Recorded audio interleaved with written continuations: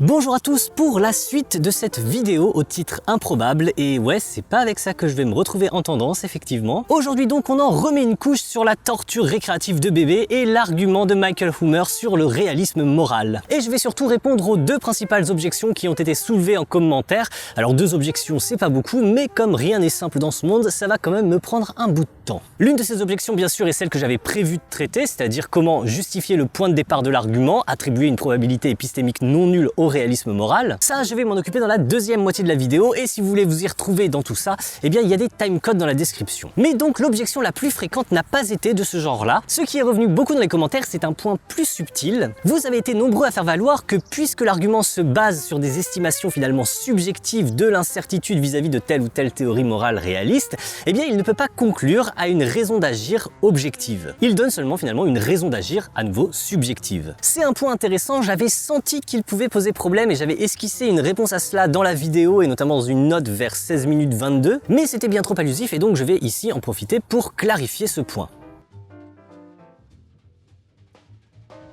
Avant d'aller plus loin, je vais faire une petite remarque générale sur l'objectif de l'argument et le vocabulaire employé. C'est un argument en faveur du réalisme moral donc, mais il faut bien comprendre qu'on parle d'une interprétation minimale du réalisme moral. Si minimale qu'effectivement c'est peut-être pas si adéquat de l'appeler réalisme en fin de compte. En gros, il ne faudrait pas penser que l'argument conclut à ceci qu'il y a des sortes de faits moraux qui appartiendraient à une réalité morale en plus de la réalité physique. Ça, ce serait une idée très forte du réalisme moral et ce n'est pas du tout vers ça que pointe l'argument en fait. L'argument de Humer conclut seulement à ceci qu'on est justifié à croire qu'il y a des raisons d'agir objectives, ni plus ni moins. Alors vous me direz peut-être que j'aurais dû appeler ça de l'objectivisme moral plutôt que du réalisme moral dans ce cas, mais l'usage en ce sens n'est pas tellement répandu en philosophie et en plus ça peut faire penser à l'objectivisme d'Ayn Rand qui n'a pas grand chose à voir avec ça. Donc voilà, je suis resté sur réalisme moral, d'autant plus que c'est le vocabulaire qu'utilise Humer, et l'important en tout cas c'est de bien voir à quoi conclut l'argument de fait. Et en l'occurrence il conclut simplement à ceci que je suis justifié à croire qu'il y a des raisons d'agir objectives, ce qu'on peut aussi comprendre comme des obligations morales qui s'imposeraient absolument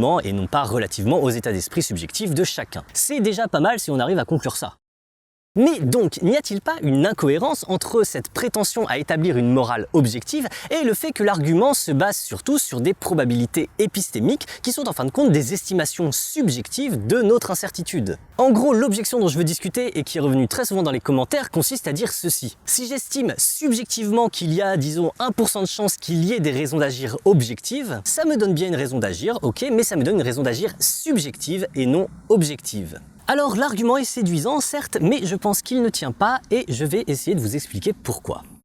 Essayons d'abord de mieux cerner ce qu'on entend lorsqu'on dit que quelque chose est objectif. Quand on dit qu'une vérité est objective, on veut dire qu'elle resterait vraie indépendamment des états d'esprit subjectifs de chacun et notamment indépendamment de l'opinion que chacun s'en ferait. Par exemple, la centième décimale de pi a une certaine valeur entre 0 et 9 et ce qu'est exactement cette valeur ne dépend pas de mon état d'esprit ni de l'état d'esprit de qui que ce soit. Mais si je vous demandais comme ça, là, à brûle pour point, est-ce que cette centième décimale de pi est un 9? Sauf si votre passion c'est d'apprendre par cœur les décimales de pi, vous me répondrez sans doute que vous n'en savez rien. Et là, je vais sortir mon pistolet bayésien et vous demander d'estimer cette incertitude. Quelle probabilité assignez-vous à ce que cette centième décimale de pi soit égale à 9? Quel pari épistémologique seriez-vous prêt à faire? En l'absence d'informations vous faisant pencher vers une décimale plutôt qu'une autre, vous devriez répondre que vous assignez une probabilité de 10% à ce que ce soit un 9. C'est un point important et j'y reviendrai dans la deuxième partie pour répondre à la deuxième objection. Il y a bien un sens à parler de probabilité épistémique, même au sujet de telles propositions formelles qui, en fin de compte, sont soit objectivement vraies, soit objectivement fausses. Pourquoi ça a un sens? Parce que ça a beau être soit vrai, soit faux,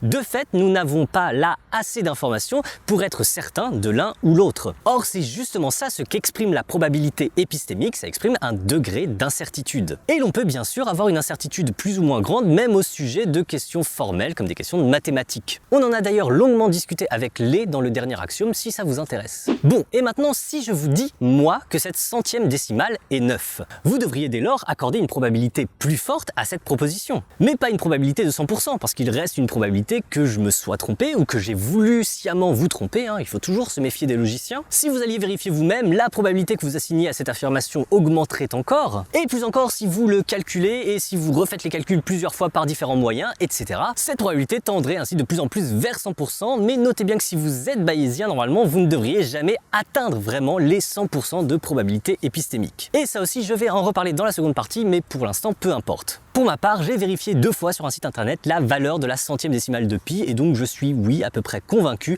que c'est bien un 9. Je me trompe peut-être, bien sûr, mais en tout cas, je considère ça, malgré mon incertitude, comme une vérité objective. Et notez bien qu'en disant objectif ici, je ne veux pas dire que je ne me trompe pas. Je ne veux pas dire non plus que tout le monde est d'accord sur cette vérité, et encore moins que tout le monde attribue la même probabilité épistémique à cette proposition. Ce n'est clairement pas le cas, et ce n'est pas un problème parce que ce n'est pas ce que ça veut dire. Vérité objective, ça ne veut pas dire vérité infaillible, et ça ne veut pas dire non plus accord universel sur cette vérité. Ça veut juste dire que je considère que c'est une proposition qui resterait vraie, même si les états d'esprit subjectifs de chacun étaient tout à fait différents, et même si mes propres états d'esprit subjectifs étaient différents. Autrement dit, si de mon point de vue actuel, j'imagine une situation dans laquelle j'aurais été convaincu en fait que la centième décimale de pi est plutôt un 0, par exemple, vous pourrez imaginer que les sites internet sur lesquels j'ai vérifié ces décimales ont été hackés par un malin génie non moins rusé et trompeur que puissant, qui a mis toute son industrie à changer juste cette décimale en 0 pile au moment où je consultais les sites. C'est pas totalement impossible après tout. Quand j'imagine cette situation, je me dis que c'est une situation dans laquelle cet autre moi serait effectivement convaincu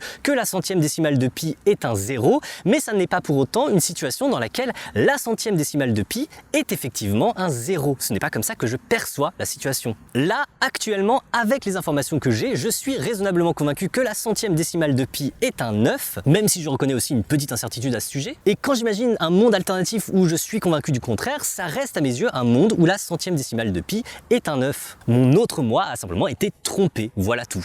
Et c'est très précisément ça ce que je veux dire quand je dis que je tiens pour une vérité objective que la centième décimale de pi est un 9. Revenons aux raisons d'agir maintenant. Les raisons d'agir subjectives n'ont justement pas cette même propriété. Si j'ai peur de X par exemple, c'est une raison de ne pas faire X. Mais quand j'imagine un monde alternatif où je n'aurai plus cette peur, eh bien ma raison de ne pas faire X disparaît du même coup. La raison d'agir subjective dépend vraiment de ce qu'il y a dans la tête des sujets, pour ainsi dire. Et donc si on change tout ce qu'il y a dans leur tête, eh bien les raisons d'agir subjectives effectivement seront différentes. Maintenant, l'idée d'une raison d'agir objective, ce serait justement autre chose. Ce serait une raison d'agir qui vaudrait, qui nous obligerait, indépendamment de tout ce que nous avons dans la tête. Tout à fait comme une vérité objective qui reste vraie, peu importe ce qu'on a dans la tête et l'opinion qu'on s'en fait. Maintenant, en attribuant 1% de probabilité à ce qu'il y ait des raisons d'agir objectives. Et en estimant plus probable dans ce cas qu'il y ait des raisons objectives de ne pas torturer des bébés, plutôt qu'il y ait des raisons objectives de torturer des bébés. Il me semble que peu de gens en commentaire ont nié qu'en acceptant ces deux choses-là, on avait du coup une raison de ne pas torturer les bébés. Ce qui est plutôt rassurant pour les bébés. Mais toute la question alors était de savoir si cette raison d'agir était objective ou subjective. Les estimations de probabilité épistémique sont subjectives, certes, et variables d'un individu à l'autre, et je peux aussi imaginer une situation où, pour une certaine raison, j'estimerais ces probabilités concernant la torture des bébés d'une façon tout à fait différente de ce que je fais actuellement. Mais notez qu'il en allait de même en ce qui concerne les décimales de pi. Chacun a sa propre estimation du fait que la centième décimale de pi est ou non un 9, et je sais que mis dans une autre situation, j'aurais pu croire tout à fait autre chose à ce sujet. Mais tout cela n'empêche pas que je tienne pour une vérité objective que la centième décimale de pi est un 9, en ceci que je tiens ça pour une vérité qui ne dépend pas de mon état d'esprit ni de l'état d'esprit de qui que ce soit. Maintenant, quand j'estime qu'il y a plus de probabilité pour qu'il y ait des raisons objectives de ne pas torturer les bébés plutôt que des raisons objectives de les torturer, ce que je veux dire en fait est tout à fait similaire. Certes, je peux me tromper et il n'y a pas accord universel sur ce point, et certes, je peux imaginer une situation où mes intuitions seraient totalement différentes, mais là, actuellement, étant donné ce que sont de fait mes estimations de probabilité, je suis justifié à croire qu'il y a une raison objective de ne pas torturer les bébés, et par cela, je veux juste dire que je vois cela comme une raison qui obligerait de même n'importe quelle personne, peu importe ses états d'esprit, et qui obligerait donc notamment même cet autre moi qui aurait des intuitions tout à fait contraires et qui ne reconnaîtrait pas effectivement cette obligation. Mais de fait, je considère que l'obligation vaudrait quand même pour lui aussi.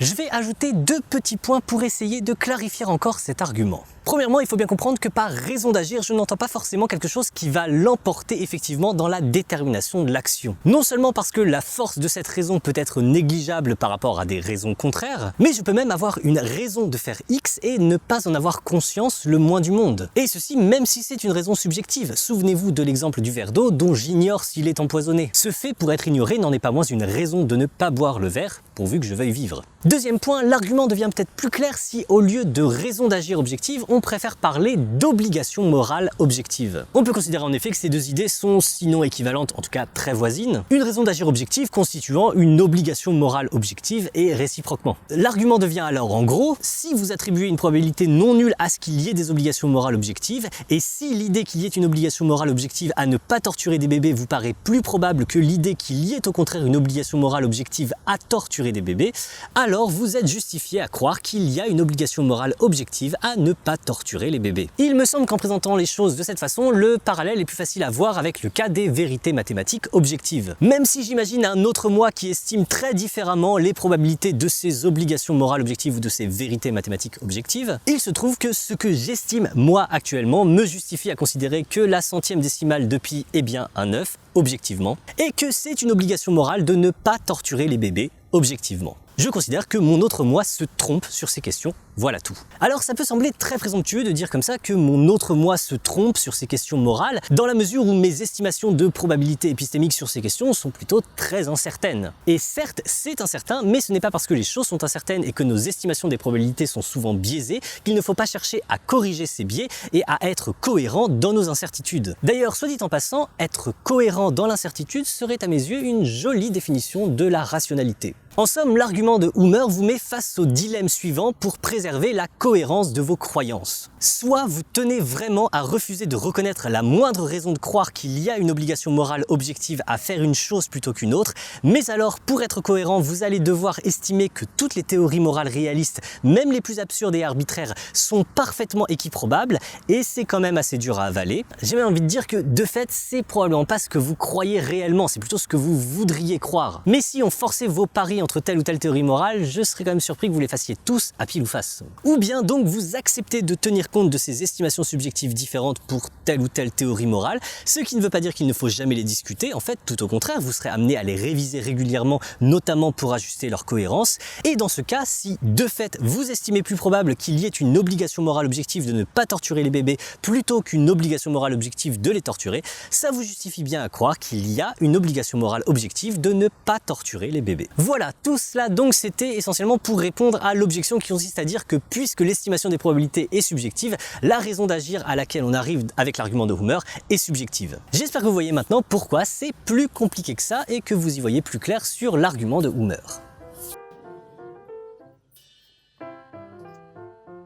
Deuxième objection, revenons au point de départ de tout l'argument, à savoir le fait de reconnaître une incertitude métaéthique. Plus exactement, de reconnaître une probabilité épistémique non nulle à ce qu'il y ait des raisons d'agir objectives. Effectivement, tout l'argument tient sur cela et donc risque de tomber par terre si on le refuse. Et on peut le refuser en gros ou bien parce qu'on refuse d'attribuer des probabilités épistémiques en général ou au moins à ce genre de thèse, ou bien parce qu'on considère qu'on peut être sûr à 100% qu'elle est fausse, c'est-à-dire qu'on lui attribue une probabilité épistémique de 0. Il me semble qu'on peut répondre à ces deux objections à partir d'une réflexion sur ce qu'est une probabilité épistémique, et c'est surtout ça que je vais faire. Mais je donnerai ensuite une raison plus précise et positive pour justifier l'incertitude quant au réalisme moral en particulier, et donc pourquoi je lui accorde pour ma part une probabilité non seulement non nulle, mais même non négligeable. D'abord, que répondra-t-on à celui qui ne veut tout simplement pas entendre parler de probabilité épistémique pour ce genre de sujet, voire qui ne veut pas du tout en entendre parler? Parce que tu comprends, la probabilité chez les vrais mathématiciens, c'est une fréquence statistique, c'est un truc objectif et pas ces stupidités subjectives qui n'ont pas de sens. Alors d'abord, la probabilité dont je parle et que j'appelle épistémique et que je pourrais aussi appeler bayésienne éventuellement, c'est une mesure de l'incertitude. Et le fait qu'il existe d'autres usages et interprétations de la probabilité en mathématiques ou dans d'autres champs ne change rien au fait que je ne parle que de probabilité épistémique. Me reprocher de le faire, c'est un peu comme si tu avais appelé ton chien probabilité et que tu me reprochais de ne pas parler de ton chien. Au demeurant, cette notion de probabilité épistémique n'a rien d'une pure fantaisie de philosophe. Même et surtout pour les mathématiciens, ça fait longtemps que cette notion de probabilité est étudiée et considérée comme importante. Ce mathématicien enthousiaste, par exemple, dont la figure vous est sans doute familière, y a consacré justement tout un livre, et il considère que ces probabilités et la formule de Bayes qui va avec est au fondement de toutes nos connaissances. Et ça n'a rien d'une idée saugrenue. De fait, en épistémologie, c'est-à-dire la partie de la philosophie qui s'intéresse en gros à la connaissance, il est plutôt consensuel de considérer que cette notion de probabilité épistémique est fondamentale. Je pense pour ma part qu'elle est aussi fondamentale et problématique à justifier que des règles d'inférence basiques. On ne peut forcer qui que ce soit à accepter quelques règles de raisonnement que ce soit. C'est ce qu'on a vu longuement dans ces 2 épisodes sur le paradoxe de Lewis Carroll. Mais c'est un prérequis de toute discussion rationnelle que d'accepter de telles règles. Et bien de même, je pense que c'est un prérequis de toute discussion rationnelle que d'accepter qu'on attribue des probabilités épistémiques aux propositions dont on discute. Pour le dire autrement, qu'une proposition ait un sens revient à dire qu'on lui attribue une probabilité épistémique. C'est-à-dire que je peux estimer subjectivement mon degré de certitude au sujet de cette proposition. Même quand vous dites « j'en sais rien » au sujet d'une certaine proposition A, c'est ce que vous faites implicitement. Puisque si je vous prends au mot, ça revient à dire que vous attribuez la même probabilité épistémique à A qu'à sa négation. Autrement dit, une probabilité de 50% et que vous seriez prêt à parier à pile ou face sur sa vérité ou sa fausseté. Et si le pari vous paraît injuste, c'est qu'en fait vous attribuez une probabilité plus grande à l'une des 2 options. Et dans tous les cas, cela revient bien à estimer une probabilité épistémique. On peut le faire plus ou moins bien, de façon plus ou moins cohérente, mais dans tous les cas, c'est ce qu'on fait. Un cas particulier est celui où vous diriez qu'une thèse n'a pas de sens et que c'est pour ça que ça n'a pas de sens de faire un pari sur cette thèse. Mais notez que dire la thèse A n'a pas de sens, c'est de toute apparence une thèse, c'est une proposition. Et en tout cas, au moins à cette proposition sur l'absence de sens de A, vous devriez attribuer une probabilité épistémique. Ainsi, si vous êtes tenté de refuser d'attribuer des probabilités épistémiques aux différentes théories morales réalistes sous prétexte qu'elles n'ont pas de sens, je vous dirai que c'est une thèse en effet et je vous demanderai d'estimer à quel point vous êtes sûr que cette thèse est correcte. Autrement dit, quelle probabilité épistémique assignez-vous au fait que les théories morales réalistes n'ont pas de sens? Vous pourriez bien sûr faire encore un pas en arrière et dire que cette question non plus n'a pas de sens, mais à nouveau c'est une thèse que vous avancez et je vous demanderai quelle probabilité vous lui assignez et ainsi de suite. Il est toujours possible de refuser d'entrer dans la discussion. Certes. Vous pouvez être comme la tortue devant Achille qui demande toujours quelque chose de plus pour être contrainte rationnellement à accepter le modus ponens. Rien ne peut vous contraindre rationnellement à être rationnel. Tout ce que je peux dire, c'est qu'accepter d'entrer dans une discussion requiert d'accepter certaines normes de rationalité. Et celle qui consiste à reconnaître qu'on peut attribuer une probabilité épistémique à toute proposition ayant un sens me paraît fondamentale. J'ai essayé de vous expliquer pourquoi, mais encore une fois, je ne peux pas vous y contraindre. Donc, admettons que vous acceptiez enfin d'attribuer une probabilité épistémique au moins à votre thèse selon laquelle les théories morales réalistes n'ont pas de sens. Si cette probabilité est inférieure à 100%, c'est que vous reconnaissez une probabilité épistémique non nulle à ce qu'au moins certaines des théories morales réalistes aient du sens. Et de là, je peux vous demander, sous l'hypothèse qu'elles en aient un, quelle est la probabilité qu'aucune de ces théories morales réalistes ne soit vraie? Et si là aussi vous ne répondez pas 100%, c'est que vous acceptez qu'il y ait une probabilité non nulle qu'au moins une théorie morale réaliste soit vraie et vous venez d'accepter la prémisse de l'argument de Humer. Sous une forme particulièrement faible, certes, mais tout de même. Donc, en gros, pour ne pas mettre le doigt dans l'engrenage de l'argument, il faut répondre 100% à l'une ou l'autre de ces 2 questions. Il faut considérer comme absolument certain, au-delà de tout doute possible, que le réalisme moral est faux ou dénué de sens. Or, attribuer des probabilités épistémiques de 100% ou de 0%, c'est pas très bayésien, dirait-les. Ce qu'il y a de problématique, c'est que ça implique qu'aucune nouvelle information que vous pourriez acquérir ne pourrait vous faire rationnellement changer d'avis. Or, ça paraît extrêmement radical et pas vraiment approprié pour des questions aussi complexes et incertaines. Tout bien considéré, même quelque chose d'aussi simple que 2 + 3 = 5 pourrait être considéré comme moins certain que ça en fait. J'en parlais notamment dans cette très ancienne vidéo sur le doute hyperbolique de Descartes. Ça me fait toujours un peu mal de regarder tout ça, mais c'est quand même sympa. La possibilité d'une erreur systématique de mon intuition et de mon raisonnement, même si extraordinairement faible, n'est pas absolument nulle. Donc le seul truc auquel je serais éventuellement prêt d'attribuer une certitude absolue de 100%, ce serait quelque chose comme le fait que là j'ai une expérience consciente immédiate ou quelque chose dans ce goût-là. Mais bref, en tout cas, il paraît tout à fait incongru d'attribuer un tel degré de certitude absolue à des questions relatives au réalisme moral qui sont tout de même assez confuses et compliquées.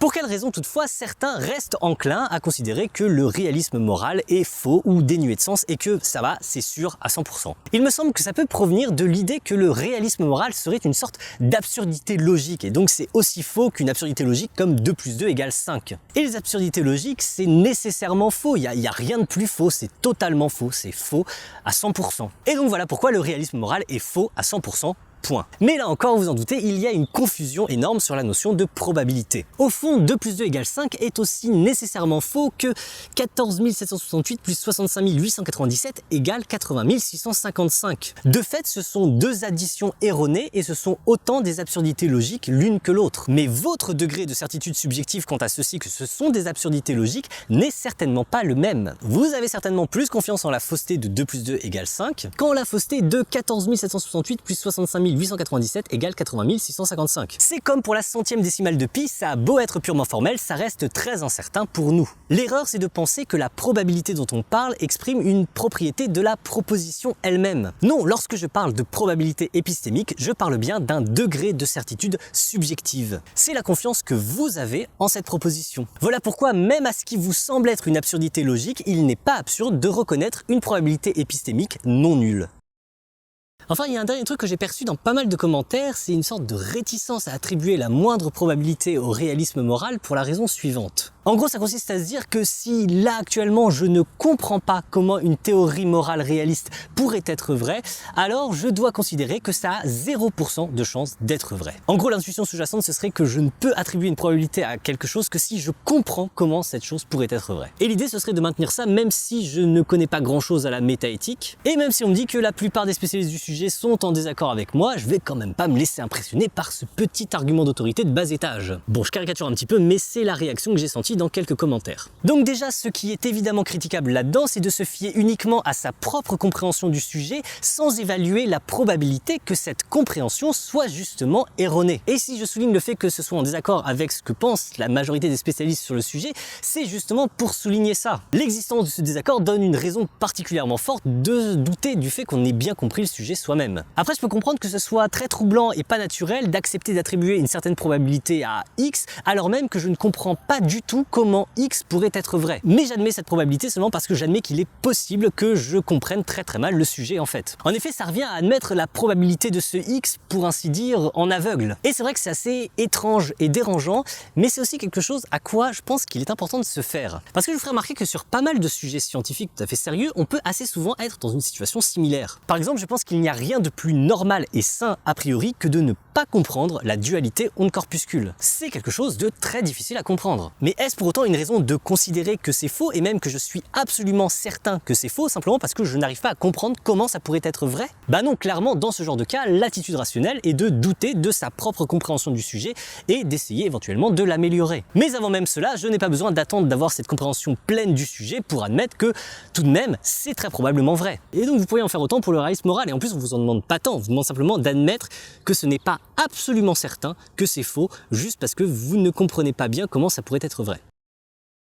Voilà, je suis pas loin d'être arrivé au bout. Pour finir, je voudrais me pencher sur une raison particulière que je trouve assez intéressante d'augmenter cette incertitude métaéthique concernant le réalisme moral. Parce qu'en fait, jusque-là, j'ai surtout donné des raisons de ne pas attribuer une certitude absolue de 100% au fait que ce soit faux ou dénué de sens, ou bien j'ai répondu à des objections allant dans le sens d'une certitude absolue, mais j'avais envie pour finir d'argumenter de façon positive sur une raison pour laquelle ce sujet de la métaéthique me paraît particulièrement incertain. J'insiste bien sur le fait que je ne vais pas donner une raison en faveur du réalisme moral en particulier, mais seulement une raison en faveur de l'incertitude en général sur les questions éthiques et métaéthiques. Une des choses qui me fait le plus réfléchir en philosophie, c'est la question de l'expérience subjective, de la conscience phénoménale. C'est-à-dire pas la conscience d'accès dont je parle dans ces épisodes-là et qui est déjà un peu moins mystérieuse, ou en tout cas un peu plus facile à étudier, mais la conscience phénoménale, le qualia, l'effet que ça fait, ce dont je discute justement avec David dans cet excellent épisode de Science étonnante où j'ai eu l'honneur de collaborer. C'est un sujet très discuté et il ne fait pas de doute qu'on le comprend encore très mal. Ce n'est pas pour rien qu'on parle en philosophie du problème difficile de la conscience. Pour le coup, c'est un sujet où l'incertitude est vraiment palpable. Comment expliquer, comment comprendre ou même comment étudier la conscience phénoménale? Sur tous ces points, les positions sont nombreuses, divergentes et, de l'avis général,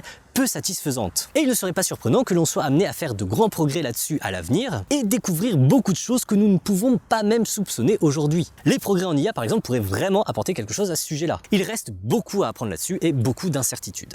Or, il est assez raisonnable de penser que la conscience est un lien très fort avec la moralité. Nous sommes enclins à reconnaître des devoirs particuliers vis-à-vis des êtres auxquels nous attribuons une expérience consciente. Et en particulier la capacité à éprouver cette expérience subjective qu'est la douleur ou la souffrance. C'est pour pour ça que casser l'aiguille d'une montre nous paraît moralement absolument pas significatif, tandis que casser la patte d'un chat ou d'un humain nous paraît moralement plus important. C'est pour ça aussi que la question de savoir dans quelles conditions on peut raisonnablement croire qu'une intelligence artificielle a vraiment une expérience subjective, une expérience consciente, pourrait à l'avenir devenir particulièrement pressante. Si les droïdes de Star Wars ne sont que des tas de ferrailles simulant une sorte de conscience artificielle mais en réalité dénuée de toute expérience subjective, ce n'est pas un problème de les exploiter sans vergogne comme le font apparemment toutes les espèces biologiques de la galaxie. Si au contraire ils ont une expérience phénoménale, eh bien c'est équivalent à de l'esclavagisme de la pire sorte. Et la droïde engagée du spin-off sur Han Solo a bien raison de vouloir se révolter, c'est juste dommage qu'elle le fasse dans un film que tout le monde aura oublié dans un an. D'ailleurs c'est marrant parce que c'est pas du tout pris au sérieux par le film, comme si c'était une espèce de blague, alors qu'au fond c'est quand même vraiment grave. Bref, là d'où je voulais en venir, c'est que si l'on admet qu'il pourrait au moins y avoir un lien entre moralité et conscience phénoménale ou expérience subjective, et ça me semble raisonnable d'attribuer une probabilité significative à ça, et si l'on admet qu'il y a aujourd'hui une grande incertitude quant à ce qu'est la conscience phénoménale et tout ce qui l'entoure, et ça c'est juste indéniable, on doit admettre qu'au moins une part de cette incertitude qui entoure les questions relatives à la conscience doit entourer aussi celle relative à la morale. Je trouve pour ma part que c'est une bonne raison pour laquelle on ne devrait pas être trop sûr de nous sur tous ces sujets de métaéthique. Il y aurait d'autres arguments encore pour justifier cette incertitude métaéthique, et j'en aurais volontiers développé quelques-unes de plus dans cette vidéo si ça ne commençait pas à faire sérieusement long. Bref, je crois que je vous ai assez trituré le cerveau pour aujourd'hui, et avec votre permission, on va en rester là pour cette petite FAQ de la métaéthique. Merci et bravo d'avoir tenu jusqu'au bout de cette vidéo. Celle-ci et la précédente étaient en effet un peu plus abstraites et techniques qu'à l'ordinaire. J'espère que vous aurez réussi à vous accrocher et que vous y voyez plus clair sur toutes ces questions et que voilà, que ça vous a plu. En tout cas, je vous rassure, on va revenir à des choses plus accessibles dans les prochaines vidéos. N'hésitez pas à commenter de façon bienveillante et à dire ce que vous pensez de tout ça. Par exemple, si vous voyez d'autres raisons d'être incertain sur ces questions métaéthiques, je serais très intéressé de lire ça. Je tiens à remercier du fond du cœur tous les tipeurs et toutes les tipeuses pour leurs dons qui sont ma principale source de rémunération et grâce auxquels je peux faire toutes ces vidéos, même des vidéos aussi improbables que ces deux dernières. Et tant pis si ça n'arrive pas en tendance, de toute façon on y est rarement en bonne compagnie. Dans la prochaine vidéo, on va parler en toute simplicité de la vérité, qui est-elle, que nous veut-elle, où la trouver. Ce sera, je l'espère, instructif et amusant. Et après ça, je vais m'atteler à finir une de mes nombreuses séries de vidéos en cours. Mais laquelle, me direz-vous? Eh bien, tenez, vous pouvez voter en ce moment sur Tipeee à ce sujet. Voilà, c'est une petite contrepartie que j'offre de temps en temps sur Tipeee pour remercier les tipeurs et les tipeuses de leur soutien. Je le fais un peu moins souvent en ce moment parce que j'ai déjà beaucoup de trucs de prévus, donc j'ai pas envie de m'en rajouter. On se revoit bientôt pour une nouvelle vidéo où il ne sera plus question de morale, enfin. D'ici là, portez-vous bien et ne faites rien de mal, ou tout au moins rien de probablement objectivement mal.